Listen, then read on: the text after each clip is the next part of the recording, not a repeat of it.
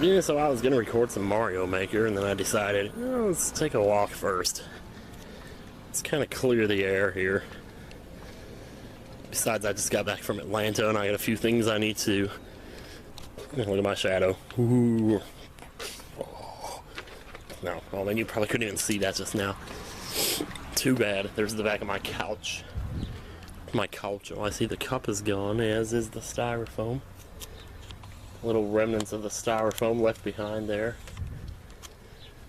Okay, so I got some news that's probably going to disappoint a few of you, but I actually didn't record anything in Atlanta while I was there. And I'm so sorry about that.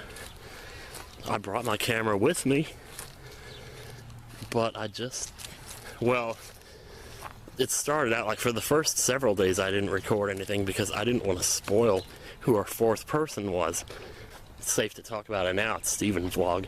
Everybody knows that. It's been made public on Twitter. But, and I knew, you know, that Steven was pretty far behind on his vlogs.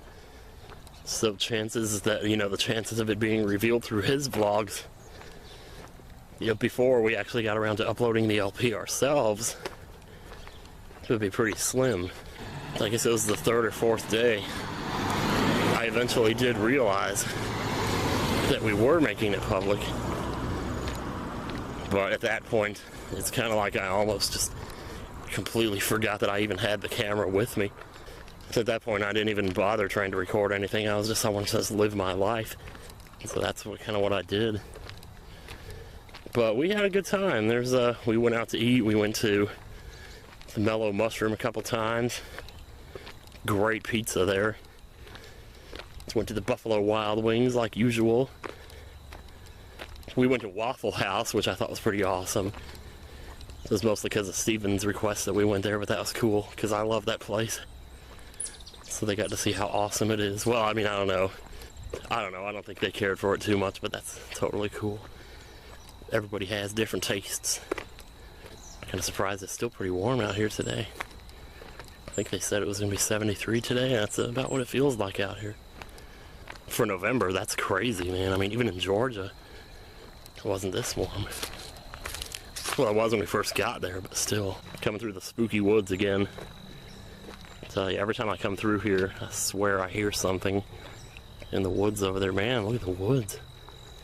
They look different than they did a week ago. I'll tell you that, man.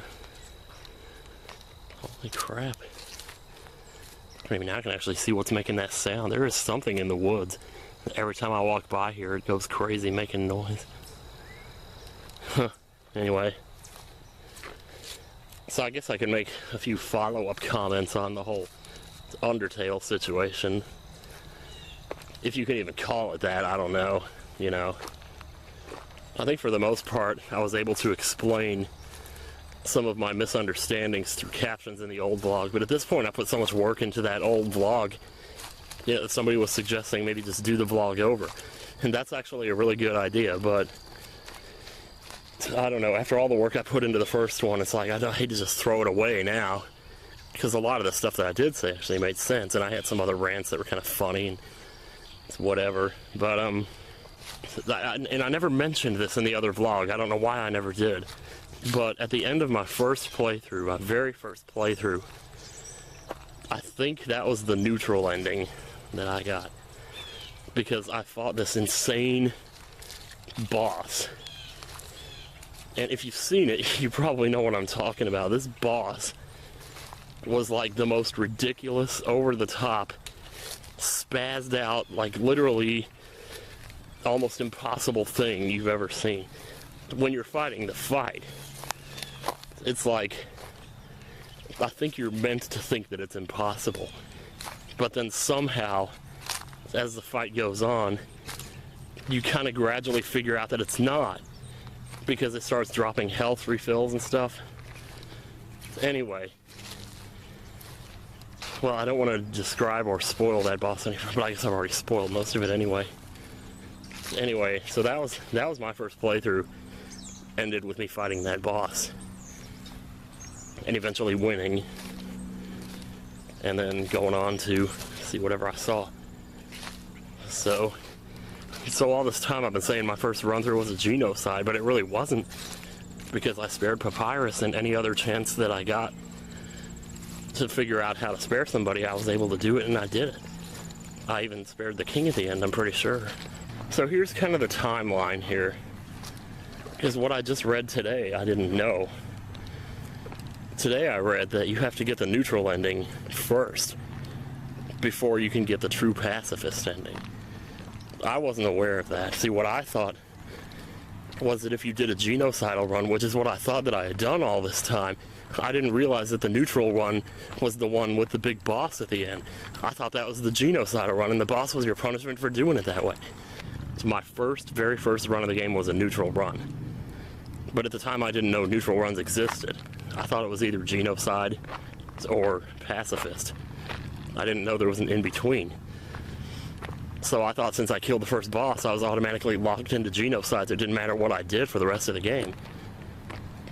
So even though I did spare other bosses later in the game, just for the fun of it, I still was thinking the whole time, you know, that, oh well, it's too late, this is a genocide run no matter what I do. It was somewhere in the middle of that first playthrough that I read the thing about, oh well, if you do a genocide run, you lock yourself forever out of ever being able to get the true pacifist ending. Now, even now, I don't know if that's actually true. But the thing I didn't realize was that I wasn't locking myself out of getting the true pacifist ending because I wasn't doing a genocide run. I was doing a neutral run. So I was mistakenly thinking that I had locked myself out of the true pacifist ending, but I thought, well, I'm going to try it anyway. So I went in and I did, you know, the pacifist route. I didn't kill anything, I spared everybody. So it wasn't actually until after that that I went and read that getting the true pacifist ending required you to do other stuff besides just not kill everything. You also have to, like, actually befriend everybody. Like, you have to go on a date with Papyrus, and you have to go visit Undyne, and you have to do, like, there's a list of things, like 6 things you have to do. You have to, like, send the Temmie through college or something like that. And I never did any of that. So I think that's why. I think that's the only reason that I didn't get the pacifist ending, because I was under the impression that being pacifist meant not killing anything, and that was all. Yeah, but it's like you have to go around and do all those other things, or else you don't get the perfect ending. And of course, by this point I was just like, how in the world does anybody figure this out on their own? Like, no one would normally, you know, it's like at the end of the day all it is text boxes. I know it's funny and all that, but at a certain point, I mean, there's just a certain point for me where enough is enough.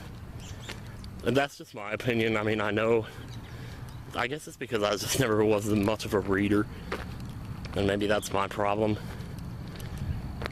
You know, I like jokes when they're quick and straight and to the point. Like in Earthbound, the Beatles joke, you know, can you tell me this Beatles song, blank, blank, blank, today? And you answer yes or no. So you answer yes, and it's like, oh, yesterday. And you actually answer the question without actually answering it. You know, so quick jokes like that I like. But jokes that go on for like 10 minutes where you're sitting in somebody's house and they're saying, oh, are you having fun? Are you my friend? I'll be your friend. Oh, wait, I can't be your friend because you're evil. Or because you're a human. So, and then they go through this whole thing with, like, you know, Papyrus saying, I bet you can't be his friend. He's like, oh, you want to bet? I bet I can be his friend. And then they'll be your friend just to win the bet. And it's like, you know, enough is enough. I get that that's funny. It really is. It is genuinely, like, entertaining, but I don't know. Just doing the Undyne date or whatever it's called. It's like, you know, I just don't think it should take that long, you know, for stuff to happen in a game when all you're really doing is just befriending somebody. I don't see why it should take 20 minutes of mumbo jumbo to do that. It's just, I don't know if anybody else feels this way. Maybe they don't, but I kind of feel like constantly, both when I'm playing and when I'm watching the game, I always get the sense like, hurry up and get to the good stuff, you know. But there's always something in between, you know. There's that long ass field of invisible flowers that you gotta walk over, and then there's this whole big, you know, cutscene that takes like 10 minutes to get through, to when we were actually riding up to the airport to go home from Atlanta. We were sitting in the car, and Chugga's like the one of us who hasn't played Undertale yet. And the other 3 of us, me and Masay and John, we're all telling him, you know, it's really great, it's your kind of game and stuff. But I'm pretty sure he's worried that, like, he's not going to enjoy the game because it's been too hyped up now. And it's weird, you know, because to be honest, even though I love the game, and even though I totally agree with all the fans who say it's great, because it is great. I mean, I don't know. You would think I hated the game the way I stand here talking about it, but honestly, I think it's a great game. And it might actually be fun to watch, if for nothing else than just because of those dodging sections where you get to dodge all the bullets coming at you. That shit's fun. But to be honest, I kind of sympathize with Chugga. I don't know, I guess I can sympathize with Chugga because I felt like this always happens, you know. People start talking about something on Twitter and it goes crazy and it goes viral and everybody won't shut up about it. And finally, you know, you realize you've had enough and you want to see what it's about. So you finally cave in and you give in. And you go and you watch that show or play that game or watch that movie or whatever it is that everybody's talking about. You finally go and you give in to the pressure and go see what it's all about. And the moment that you do that, that's when everybody else stops talking about it. You know, and then you're left there like, oh, this really is great. This really is cool. But now nobody cares about it anymore because now they've gone off and started talking about something else. And now, somehow, miraculously, I think I got in early enough to actually engage in some interesting conversation about it. But now I feel like 2 months down the road, they're going to find something else and move on to that. And then nobody's going to be talking about Undertale anymore. So why even bother, you know? Why waste the time getting all invested when everyone's just going to forget about it, you know, in another 2 months? So that's why I sympathize with Chugga. It's like he's just waiting for it to pass because he knows eventually it's going to, and then nobody's going to care about it anymore. So why should he invest the time? It's like, sure, we can have conversations about it, but I don't hear anybody talking about Steven Universe anymore. I stopped watching it myself. I got like 5 episodes to go, and I still haven't sat down and watched them yet. So I don't know, man. I guess I just can't keep up with modern times or something. I don't know how people do it. Can't believe I've been out. Oh, shoot. You know what? Is it up to 20 minutes yet? Oh, it's like 5 minutes. See, here's the thing with this camera. It only records in like 20-minute sections. Once it gets to 20 minutes, it stops recording for a few seconds to start a new 20-minute segment. So there was probably a cut somewhere earlier in the video that was really abrupt. And I hope it wasn't over that really good part when I really got going there for a minute. But I get the feeling it is, so. Holy crap, I swear I just saw a ghost. I mean, I didn't. It was like out of the top of my eye. Like my eyelid hadn't quite lifted off from my eyeball. So there was like a blue blur of a man standing right there. Just post a story on No Sleep. So I don't know, No Sleep has become like my new favorite subreddit. I go there almost every night now before I go to bed just to read stories that people have put up. Some of them are really fascinating. Like basically the point of the thread, the point of the subreddit is we tell stories. They're not true, at least most of them aren't. But what you do is, like, in the subreddit, you have to assume that everything is true. Treat everything like it is true and respond to it as if it were really true. And that makes it a lot of fun, because you get to tell people, you know, give people advice, what they should do, like, you know, and it's just interesting, I don't know.